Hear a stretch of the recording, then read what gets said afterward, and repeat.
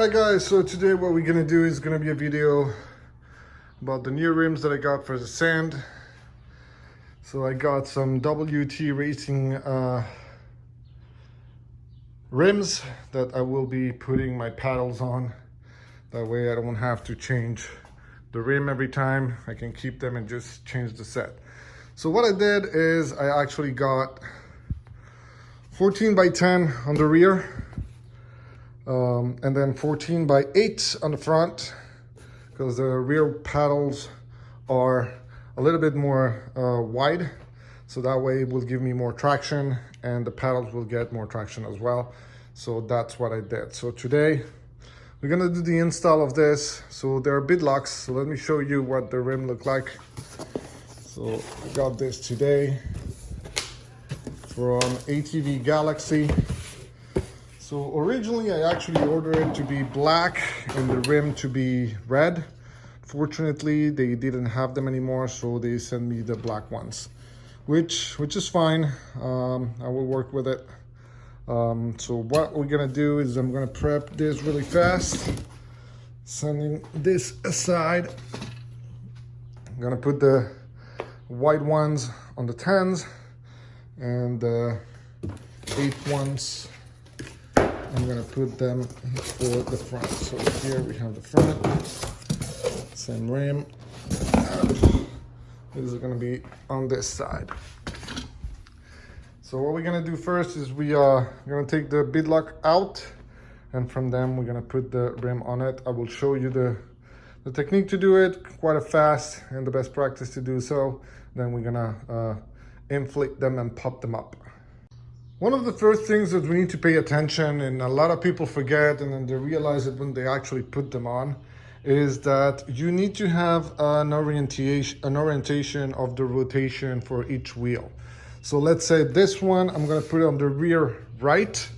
So what I need to make sure is that my paddle is scoop on the rotation. So in order to advance, move clockwise. So in order to move clockwise, I need to make sure that this paddle will take out. So on this side, what I'm gonna do is I'm gonna make sure that the rotation goes on this side. So for example, the other one, it will be the other way around. On the other one, so let's say on the rear left side, I will need to put it actually put it the other way around. So I will need to flip the tire, because on the left side, I will need to put it this way, because the scoop will be going counterclockwise, so counterclockwise on that end. So that's what you need to pay attention. So if this one is gonna be the one that I'm gonna be putting on the right there, it needs to move clockwise. So I need to make sure that the scoops are this way. So that's one of the first things that we're gonna do. So here, that's the way it should go for the rear right side. So what I'm gonna do first is I'm gonna take a couple of water and soap. I'm gonna mix it, water and soap, and what I'm gonna do is I'm gonna make sure that I put that on the tire, on the rubber at the beginning, just to make sure that, you know, it slides on easily. So I'm gonna do that as well. So here we put some water and soap, and this is going to be the right rim. So now that I put water and soap, it should be sliding. I'm just gonna flip it over.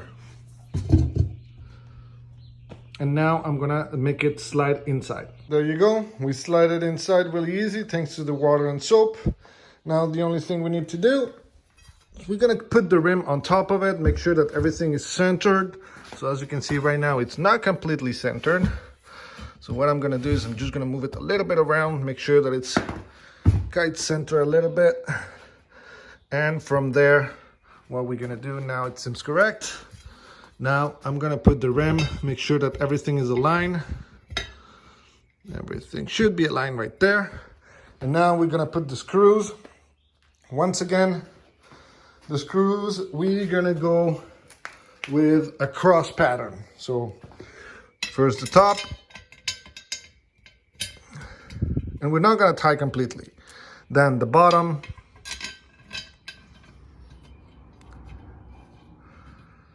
Once we have that, we're gonna move to the right.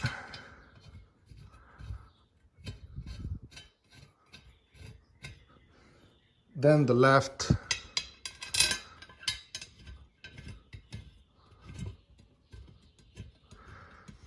And we're gonna be tied them up a little bit, but what we will do is then again, we're gonna take top,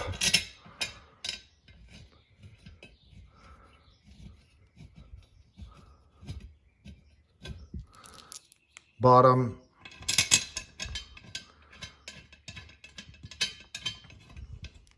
right,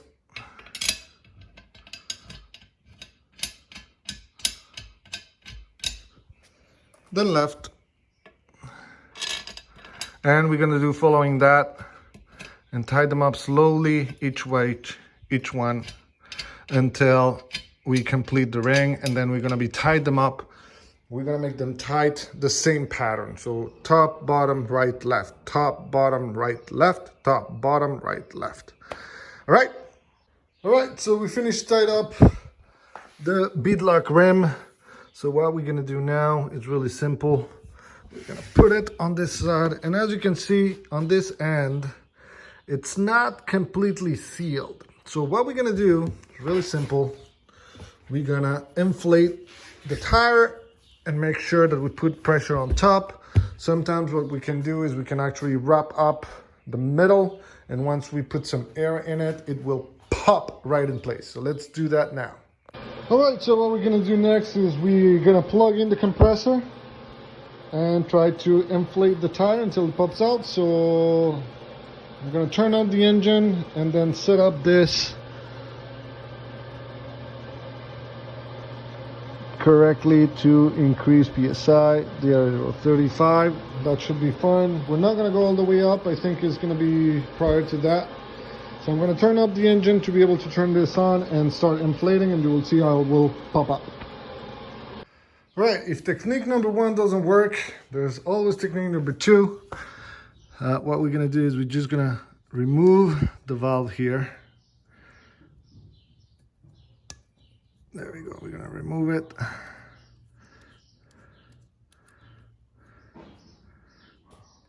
Once we remove it, there we go, we remove that little piece. Number 2, we put this flat. We take a little bit of gas. We need to prepare everything around though. So we're gonna take a lighter. Does it work? It works. And we're gonna prepare the air. There we go. So, technique number 2, put a little bit of gas around and we let it up. It was at this moment that he knew. He fucked up.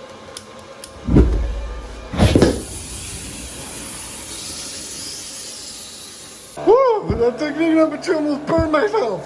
Whoa! That was hot.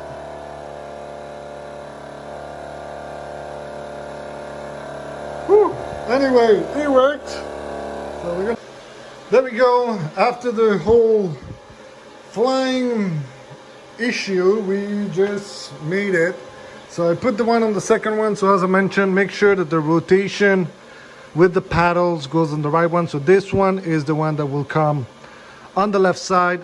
This one, the rotation is on the other way because this one is the one that comes on the right side. So make sure the paddles are on the right side. So now we're gonna move to the front one, which we will do the exact same thing. Simply remove the screws, take the beadlock out, and then once again, we will need to make sure about the rotation. So if this tire is going to be the right one, it will go this way.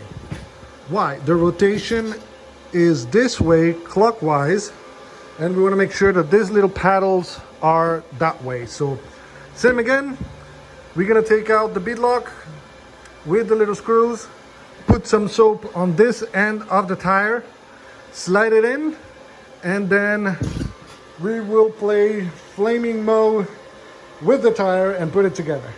Once again, put some soap, and then we're gonna slide the tire in. There we go, one more time.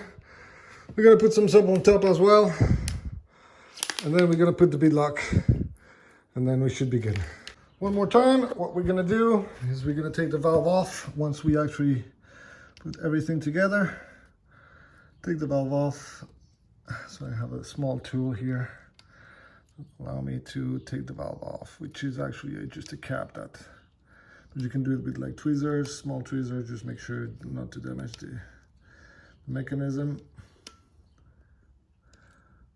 There we go. Put it aside. And now we're gonna play Flaming Joe.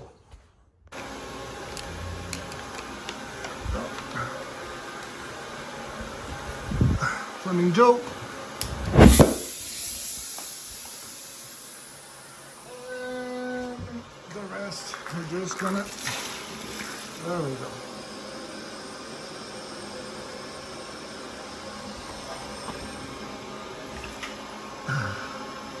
And there.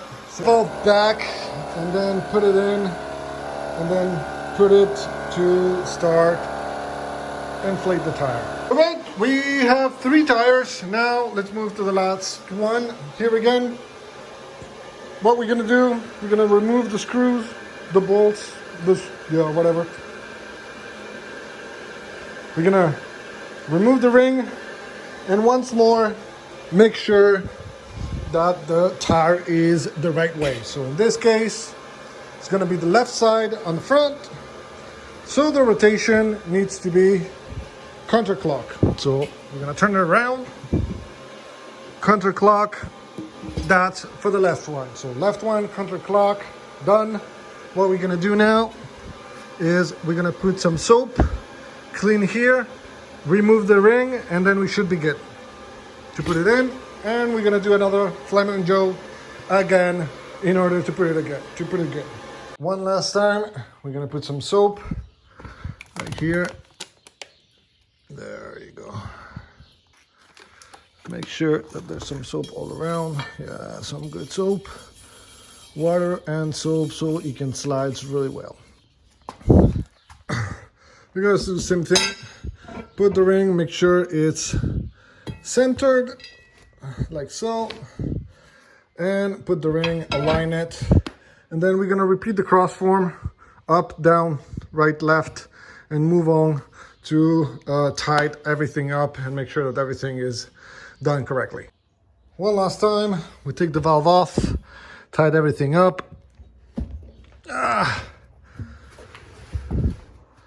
Flip the tire, and we're gonna do some Flaming Joe.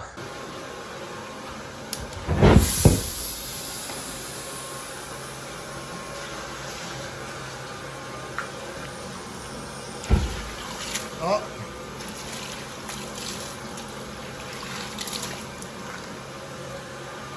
Didn't work. Not this time.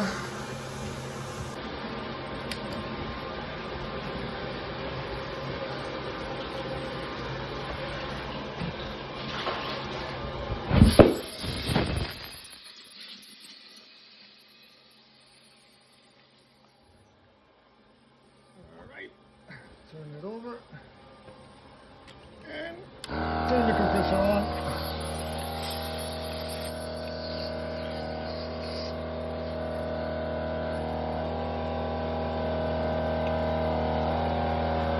There we go. All right, guys, so we finished. We installed both, well, all the 4 wheels. So there we go. Really, I don't recommend to do what I did. I know it's dangerous. So if you're gonna do that, be careful, have some water extinguishers or something around. Make sure you do it properly. As you can see, I actually burned my my eyebrows the first time because I put too much of it. But there you go. So these are the sand dunes tires and rims that I will be using. The reason being, and I want to talk a little bit about that, is the fact that they have some offset. As you can see here, I can put, all my fingers between the front compared to here, but actually there's no offset. It's right at the back. The reason that I put some offset, it means that the tires are gonna be popping out even more on the outside, which will bring me a lot of stability in terms of riding. I'm gonna be able to ride better because I'm gonna be really grounded due to the fact that I have some offset on these wheels. So that's the reason I did that. The other reasons that I actually selected 14-inch rims and 30 sandblasters, well, one is if I put 32s, which I could, I would need to do some work on the clutch. And right now, I don't want to do that. I want to make sure that I use 30s so my clutch can stay stock. The grip is going to be bigger. Some people will say, well, you can go 32s, bro, with the stock clutch. Yes, for sure, but it's going to be blowing a lot of belt because of 10 paddles require more clutch work. So I want to make sure, and I want to be safe, that I use 30s. That way my clutch is going to be not doing that much effort. It's not going to force it. So that's the reason I went with this size. Second reason is as well the price. So for the entire set that you see right here, rims and tires, I spent actually $900. And the tires are on my Amazon store. The rims, we only have a couple more left on the rims. So be cautious of that. They may run out really, really fast. I have the same for the razors, but they're gonna run out really quick. So overall, the full set right now that you see right there is $900. So that's why, second reason, it's pricing. Third reason, as I mentioned already, well, the offset is gonna keep me grounded, that's for sure. So that's one of the advantages that I have. Hope you guys, you liked the video, even though it was a little bit more dangerous than usual. But hope you like the video, hope you keep following, really supporting the channel. Make sure that you subscribe, make sure that you put the little bell so you don't miss any other video as well. And then let's see if, if you're gonna be going to the dunes, we keep watching and subscribe, because I'm gonna do a specific video, not only on what do I recommend for going to the sand dunes in terms of tires and in terms of rims, but also the number of accessories that you need to have to go to the sand dunes and how to set up the shocks. That's a lot of difference that needs to be done compared to your daily riding on the trails or on, more like rock crawling. You will need to do some changes on the setup of your Fox Tune. So if you're doing so, if you want to know about it, make sure you subscribe. I'm going to be doing a next video. It's going to be about what do we need to set up and how we need to set it up for the dunes. So make sure you subscribe, click the little bell so you don't miss that video either.